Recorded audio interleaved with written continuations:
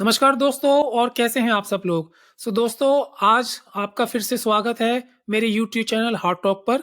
और दोस्तों आज हमें एक बेहद ही ख़ास मेहमान ने जॉइन किया है, जो कि इंडियन नेवी से रिटायर्ड हैं, कमांडर अशोक बिजलवान जी। वो सबमरीनर भी रह चुके हैं और आपने हमारा पिछला वीडियो उनके साथ देखा होगा, जो उन्होंने सबमरीन के बारे में थोड़ी-सी हमको एजुकेशन पर्सपेक्टिव पे हमको जानकारी दी गई थी। दोस्तों आज मैंने उनको रिक्वेस्ट करी है कि वो हमारे शो में आएँ और बताएँ जो अभी हाल ही में 26 दिसंबर 2023 को इंडियन नेवी ने विशाखापट्टनम क्लास एक डिस्ट्रॉयर को, इम्फॉइल डिस्ट्रॉयर को नेवी में इंडक्ट किया है।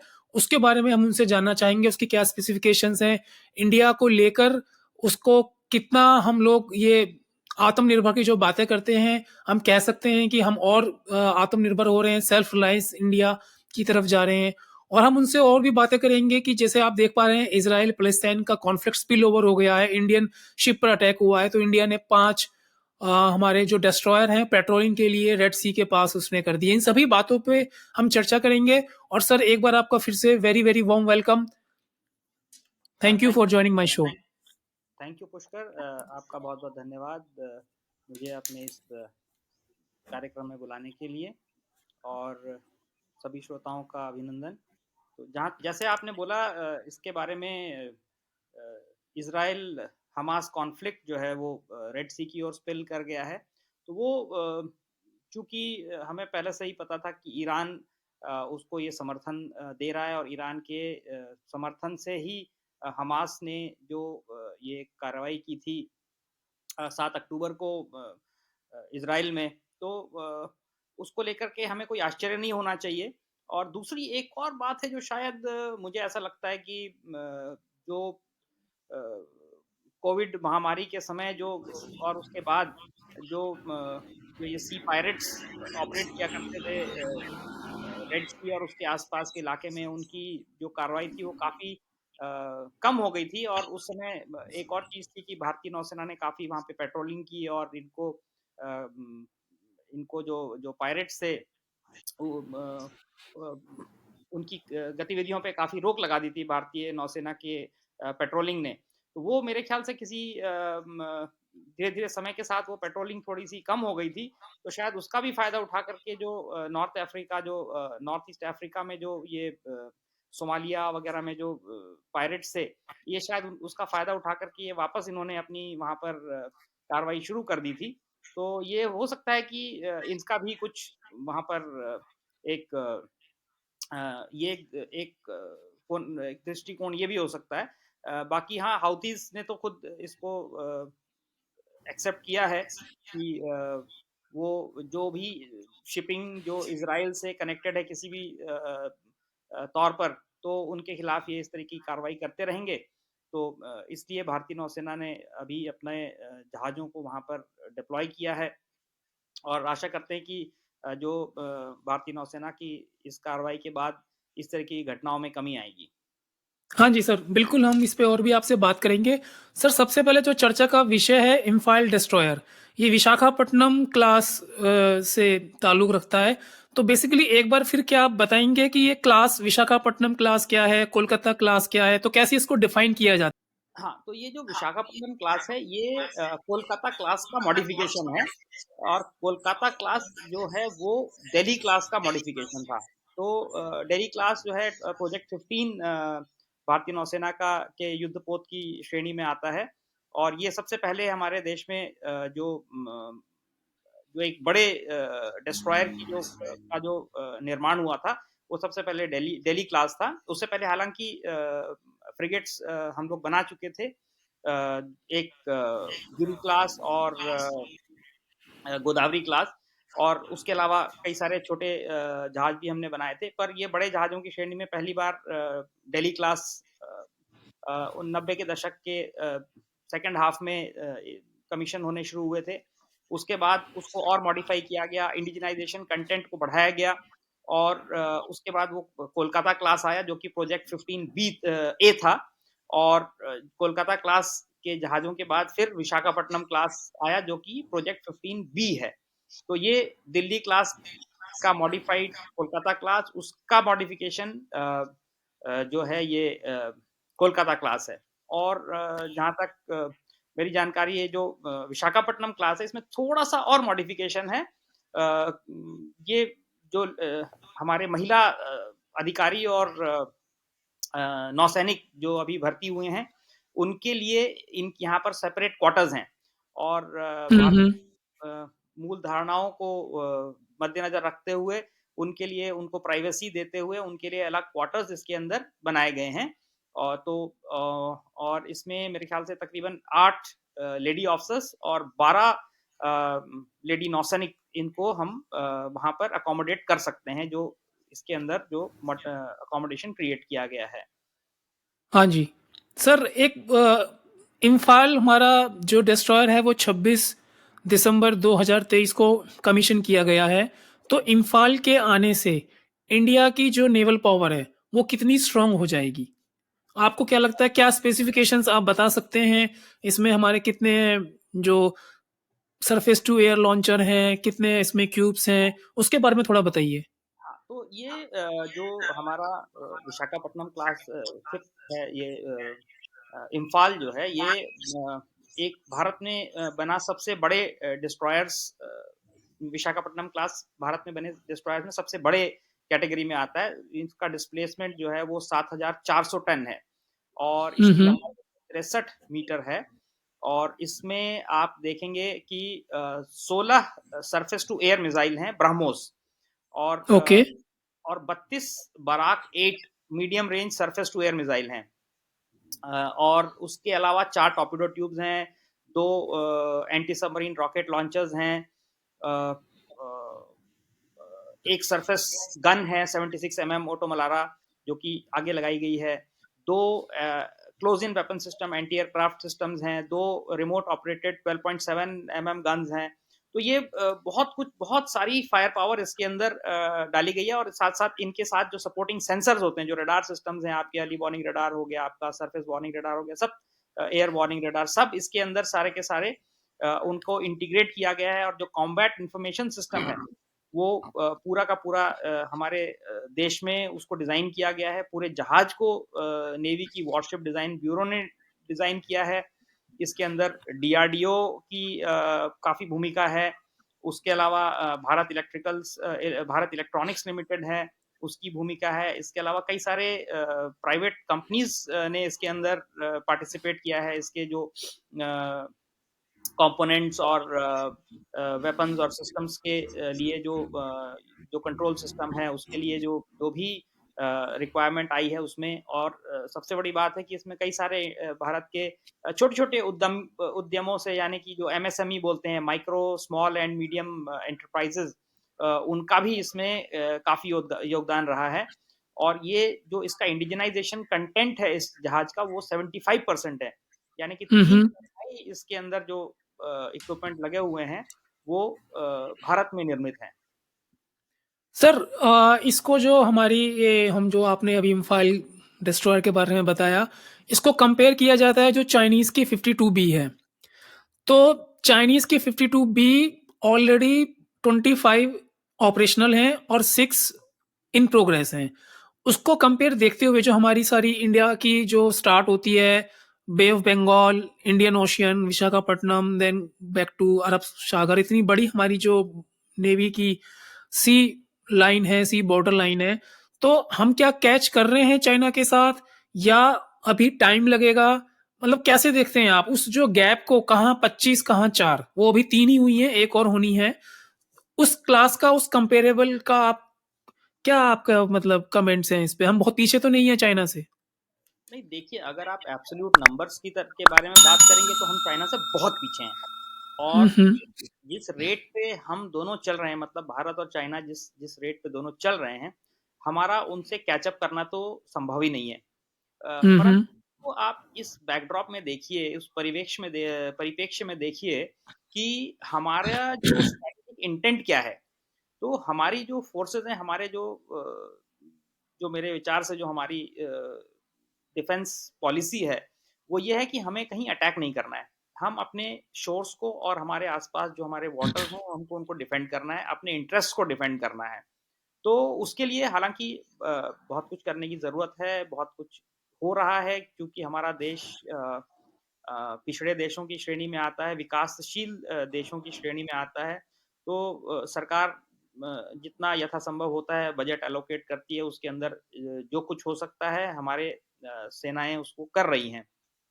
तो कहने से तात्पर्य ये है कि हाँ, ये धीरे-धीरे करके इसको आगे बढ़ाया जाएगा और जहाँ तक प्लेटफ़ॉर्म्स की बात है, प्लेटफ़ॉर्म्स नए-नए ऐड हो रहे हैं और आगे भी होते रहेंगे और एक क्या होता है कि एक कॉम्बिनेशन होता है कि आप अलग-अलग तरीके के प्लेटफ़ॉर्म्स को इंडक्ट करते हैं, जो आपके तटवर्ती इलाकों के लिए आप अलग प्लेटफ़ॉर्म्स प्रयोग करते हैं।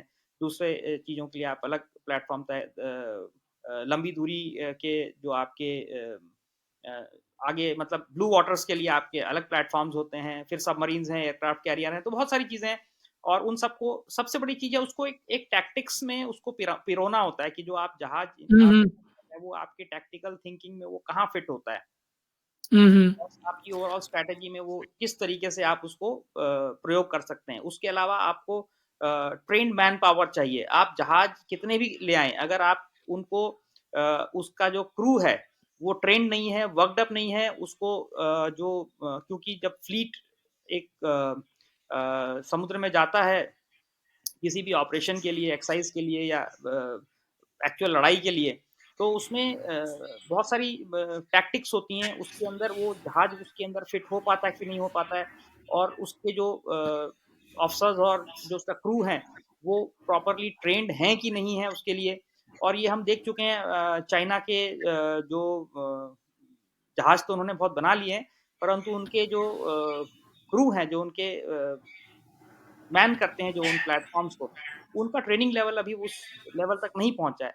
तो हुँ, हम अगर हुँ, हुँ। हमारा देश है हम लोग यूएस नेवी बहुत कम से कम मेरे ख़्याल से नहीं भी होगा तो 20 से 25 अलग-अलग देशों की नौसेनाओं के साथ में हम लोग परस्पर सहयोग वाली एक्सरसाइज़ेज़ करते रहते हैं और इसमें बिना किसी अड़चन के। तो हमारा जो ट्रेनिंग का जो स्टैंडर्ड है वो बहुत अच्छा है।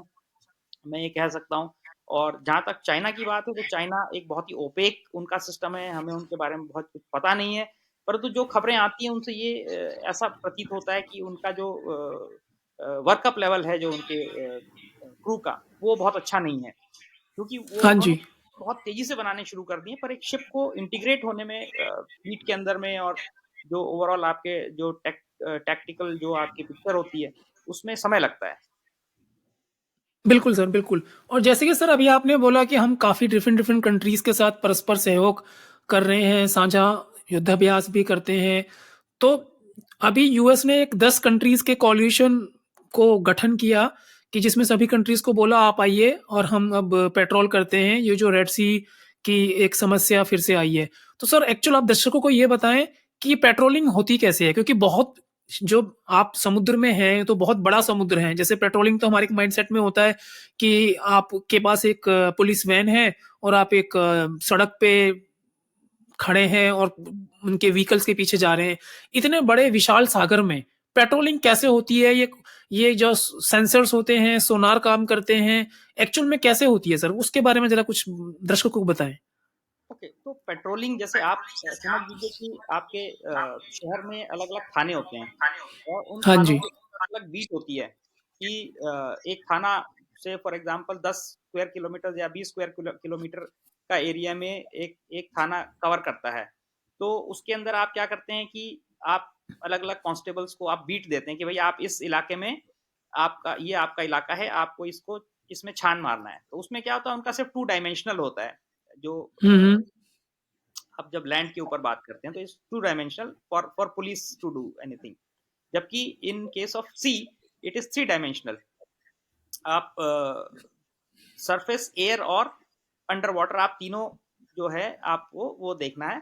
तो आप बेसिकली थ्रेट के ऊपर जाते हैं और जो भी आपका समुद्र होता है उसको सेक्टर्स में डिवाइड किया जाता है कि और सिर्फ जैसे कि आप देखें कि सेक्टर्स आप बोलेंगे कि 100 माइल बाय 100 miles या 80 miles by 80 miles या depending on the number of ships and the threat perception और उसके बाद उन जहाज़ों को वो सेक्टर्स दिए जाते हैं, उसके अंदर सर्च पैटर्न्स होते हैं, तो वो मैं बहुत डिटेल में नहीं जाऊँगा, परंतु बस आप ये समझ लीजिए कि वो और उसके अलावा इंटेलिजेंस इनपुट्स होते हैं, जैसे कि आपके सैटेलाइट हम्म। हैं या जो मर्चेंट शिप्स वहाँ पे ऑपरेट उस एरिया से जा रहे हैं, तो उनकी तरफ से भी आपको कुछ ना कुछ पिक्चर मिलती रहेंगी। और जैसे कि हमारा भारत में हमने एक इंडियन ओशन इंफॉर्मेटिक सेंटर है हमारा, तो वहाँ पे जितने भी जहाज या जो भी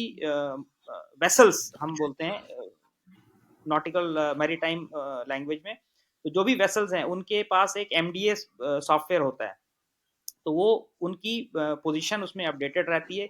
जहाँ भी कोई सस्पेक्ट होता है तो वहाँ पे उस तरफ अपना जो आपका जो भी पेट्रोलिंग शिप है उसको डाइवर्ट किया जा सकता है। और तो ये अलग अलग तरीके होते हैं इसके अंदर, कैसे आप इन्वेस्टिगेट करते हैं उन कॉन्टैक्ट्स को। और बिल्कुल। रियल टाइम जो आपको अपडेट मिल रही है वो भी एक बहुत कुछ उसके अंदर एक रोल अदा करते हैं। सर बिल्कुल ठीक कहा आपने और ये बहुत ही अच्छी जानकारी थी। सर एक चीज़ और आजकल मतलब मीडिया में भी काफ़ी आ रही है और डिफेंस एस्टेब्लिशमेंट में भी काफ़ी उसको कहा जा रहा है कि एक तरफ आप $2000 का ड्रोन परचेज़ करते हैं और एक तरफ आपकी $20 मिलियन की एक मिसाइल होती है। तो जो इंडियन शिप पर अटैक किया गया, वो एक ड्रोन था, आत्मघाती ड्रोन था और बाकी जो यूएस के और जो इज़राइल्स के एसेट्स थे, उस पे भी जो अटैक किया गया, वो भी एक ड्रोन थे। तो कहीं न कहीं से ये अब डिफेंस एस्टेब्लिशमेंट में जैसे आप नेवल से बिलॉन्ग रखते हैं, एक कहीं क्वेश्चन है कि ये जो जैसे बराक है और ये ब्रह्मोस मिसाइल है, ये तो प्रॉपर कन्वेंशनल वॉर के लिए हमारे पास हैं। जब हमारे पास एक्चुअल में एक थ्रेट होगी, हम वॉर किसी कंट्री के साथ किया जाएगा। अदरवाइज़ आपको लगता नहीं है कि सर अब ये मिसाइल्स को इतने सारे बल्क में रखना, जबकि सामने वाला $2-2000 के ड्रोन से आपको काफ़ी ज़्यादा नुकसान पहुँचाने की कुव्वत रखता है। तो कहाँ पे आप इसको बैलेंस रखते हैं और आपके क्या व्यूज़ हैं इसको लेकर? देखिए, एसिमेट्रिक वॉरफेयर जो है वो हमेशा से एक डिस्रप्टिव एलिमेंट रहा है वॉरफेयर के डोमेन में। परंतु जो काम एक मिसाइल कर सकती है वो ड्रोन नहीं कर सकता है। और ये ड्रोन अभी चूंकि एक अनअलर्टेड अटैक था, तो इसलिए वो ड्रोन शायद इतना नुकसान करने में सफल हो गया।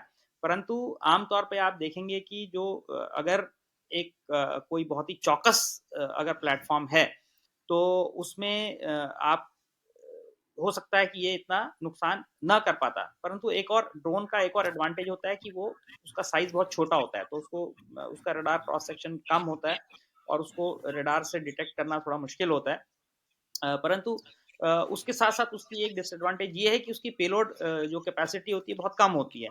तो वो चूंकि ये मर्चेंट शिप था, तो इसलिए इसके ऊपर उसने अटैक कर दिया और उसको नुकसान पहुंचा दिया।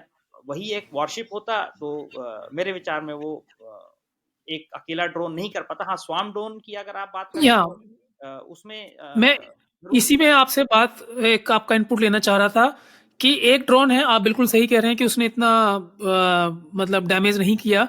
अगर यही 100 स्वयं ड्रम होते, आप 60 को मार गिराते, लेकिन जो हाँ, 40 जो स्वयं ड्रोन हैं, वो इतना इम्पैक्ट दे जाते जो शायद करीब-करीब एक मिसाइल के बराबर हो जाता। तो उसको हम कैसे नहीं, नहीं, टैकल कर सकते हैं? नहीं, नहीं। देखिए, स्वार्म ड्रोन जो है एक मिसाइल के बगैर 40, 50, 60 ड्रोन नहीं कर पाएँगे। परंतु हाँ, क्या होता है वो ओके। डैमेज जो है, वो कहते हैं ना वो निट पिकिंग या जो एक छोटे-छोटे वो नुकसान ज़रूर कर दें। परंतु आप ये भी ध्यान रखिए कि अगर आप 100 ड्रोन्स अगर आप कहीं से लॉन्च करना है, तो वो प्लेटफ़ॉर्म आपको लेकर के आना पड़ेगा ना कहीं पे हाँ फ़ील्ड जी, के हाँ जी। अंदर, है ना? तो वो जब आप उस वो प्लेटफ़ॉर्म को लेके आएँगे, तो आपका वो जो स्टेल्थ का जो एक फैक्टर है, वो खत्म हो जाएगा। यहाँ तो क्या है कि आप एक डाउ से किसी से लॉन्च कर दीजिए, एक छोटी-सी नौका है, फिशिंग बोट है, उसके उससे आप लॉन्च कर दीजिए ड्रोन को। जो कि अगेन जो छोटी या कोई छोटा-सा प्लेटफ़ॉर्म है, वो उसको आप शिप से उसको ईज़िली डिटेक्ट नहीं कर पाएँगे सरफेस रेडार पे। वो आपको एक फिशिंग वेसल की तरह दिखाई देगा और जब तक आप उससे करीब आएँगे, उसको आइडेंटिफ़ाई करेंगे, तब तक शायद वो लॉन्च कर चुका होगा। परंतु जब आप लार्ज नंबर ऑफ ड्रोन्स की बात करते हैं, बड़े नंबर की बात करते हैं, तो आपको एक बड़ा प्लेटफ़ॉर्म चाहिए, बड़ा जहाज चाहिए। और जब आप वो लेकर के आएँगे, तो वो आप नज़र में आ जाएँगे दूर से। तो वो अगेन इसका एक वो है काउंटर पॉइंट वो भी है। तो परंतु हाँ, ये एक सीरियस थ्रेट है और इसके ऊपर डेलिब्रेशन काफी चल रही है। और जल्दी मुझे लगता है कि ये भी जो इसका भी कुछ ना कुछ तोड़ जरूर निकलेगा। और क्लोज इन वेपन सिस्टम्स हैं जो जैसे कि आपके गोलकीपर है या AK-630 है, तो ये मेरे ख्याल से काफी केपेबल हैं स्वार्म ड्रोन्स को भी काफी हद तक टैकल करने के लिए। तो और जो आपकी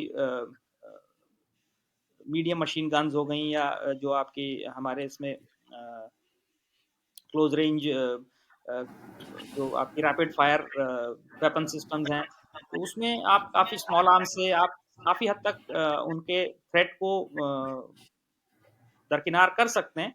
परंतु एक ये है कि हाँ, कुछ तो नुकसान वो करेंगे, हालांकि बहुत बड़ा नुकसान वो नहीं कर पाएंगे, क्योंकि जब आप बड़े वॉरशिप की बात करते हैं तो बड़े वॉरशिप का कंस्ट्रक्शन इस तरह से किया जाता है कि वो आसानी से उसको डैमेज नहीं किया जा सकता, मतलब वो काफ़ी केपेबल रहता है। बिल्कुल, बिल्कुल सर। और मैं लास्ट क्वेश्चन सर आपसे पूछूँगा, सिंस आप इंडियन नेवी से बिलॉन्ग रखते हैं और कुछ साल पहले 10 या 12 साल पहले ये एक परसेप्शन था कि इंडियन एयर फ़ोर्स और इंडियन आर्मी को पूरा क्रेडिट दिया जाता है, उनकी हर चीज़ों को कंसिडर किया जाता है। इंडियन जो नेवी है कहीं न कहीं से उसको थोड़ा-सा साइडलाइन किया जाता है। तो आपके अपने क्या व्यूज़ हैं 2014 से लेकर आज तक ऑलमोस्ट 10 साल हो गए। आप इंडियन नेवी की प्रोग्रेस को लेकर इन टर्म्स ऑफ जो शिप इंडक्ट हो रहे हैं, डिस्ट्रॉयर हैं, फ्रिगेट हैं, एयरक्राफ्ट कैरियर हैं, जो भी मिसाइल्स इंडक्ट हो रही है, सबमरीन आ रही हैं, तो उनको देखते हुए ओवरऑल आपको लगता है कि हम राइट ट्रैक पे हैं या थोड़े से लेट हैं या आप सैटिस्फाइड हो? कि ये जो इंडियन नेवी हमेशा से साइलेंट सर्विस के नाम से जानी जाती रही है। हाँ जी। और जहाँ तक जो बजटरी एलोकेशन की बात है, हमेशा इंडियन नेवी का शेयर उसमें सबसे कम रहा है। अ, और ये जो हमारे जो पॉलिटिकल लीडरशिप है, इनको ये जानने की बहुत ज़रूरत है कि जो हमारी कोस्ट लाइन है, वो बहुत ज़्यादा है, और उसको डिफेंड करने के लिए नेवी, एक स्ट्रांग नेवी का होना बहुत ज़रूरी है। और दूसरा, एक और चीज़ आपको बता दूं कि अगर हमको जो थ्रेट है, आप और अभी जो लास्ट बड़ा टेरर अटैक हमारे देश पे हुआ था, वो थ्रू द सी हुआ था। अ, बिल्कुल, तो 26/11। हाँ, 26/11 हुआ था। और तो इन चीज़ों को अगर देखें, तो हमें अपनी जो नौसेना है उसमें बहुत इन्वेस्ट करने की ज़रूरत है। आप चाइना को देखिए किस तरीके से वो अपनी नेवी को मॉडर्नाइज कर रहा है। आप जो सुपर पावर, आप अमेरिका को देखिए, तो उनका भी जो मेन थ्रस्ट है वो नेवी के ऊपर रहता है। तो ये आप अगर उन सब चीज़ों को देखते हुए, मुझे लगता है कि हम जो हमारी नेवी का जो में जो हम इन्वेस्ट कर रहे हैं, वो थोड़ा कम है। और हमें और करने की ज़रूरत है, हमें हमें और प्लेटफॉर्म्स एक्वायर करने की ज़रूरत है, कमीशन करने की ज़रूरत है, मैन पावर हमें और इंडक्ट करने की ज़रूरत है, क्वालिटी मैन पावर इंडक्ट करने की ज़रूरत है। और मुझे लगता है कि we have a long way to go, मतलब हमें बहुत हुँ, लंबा हुँ। सफर तय करना है। हमारी जो सबमरीन्स हैं, जो कन्वेंशनल सबमरीन्स हैं, वो सिंधु घोष क्लास और शिशुमार क्लास, वो अब एंड ऑफ लाइफ की तरफ आ रही हैं। अगले मुश्किल से मेरे ख्याल से 8-10 साल और उनको खींचा जा सकता है, तो उनकी हुँ, हुँ। रिप्लेसमेंट ज़रूरत है। उसके अलावा हमको न्यूक्लियर अटैक सबमरीन्स की ज़रूरत है, खासतौर हमारे ईस्टर्न सी बोर्ड के लिए, क्योंकि वहाँ पर कन्वेंशनल सबमरीन से जो मेरे विचार में हमें जो डिज़ायर्ड रिजल्ट चाहिए वो हमें नहीं मिल पाएंगे। उसके लिए हमें न्यूक्लियर अटैक सबमरीन चाहिए। और न्यूक्लियर ट्रायड के लिए जो अभी INS अरिहंत हमारे पास एक है, तो उसके फॉलोअप्स को हमें थोड़ा स्पीड अप करना पड़ेगा। और कम से कम बिल्कुल सर। 3-4 SSBNs हमको जो है अपने पास रखनी पड़ेंगी। तो मुझे लगता है कि जो पॉलिटिकल लीडरशिप है उनको ये एक डिसीजन लेना पड़ेगा, और इसमें बहुत कुछ करने की ज़रूरत है। और इंडियन नेवी का जो बजटरी एलोकेशन है, वो डेफिनेटली उसको उसको जो है बढ़ाना पड़ेगा। बिल्कुल सर, बिल्कुल हम आशा करते हैं कि आने वाले वर्षों में इंडियन नेवी का बजट और बढ़ाया जाएगा। सर आप मेरे शो में आए और आपने इतनी बेबाकी से सारे बर्निंग इश्यू पे आंसर दिए। आपका एक बार सर बहुत सारा स्वागत and thank you. Thank you very much. Thank you for giving me the opportunity.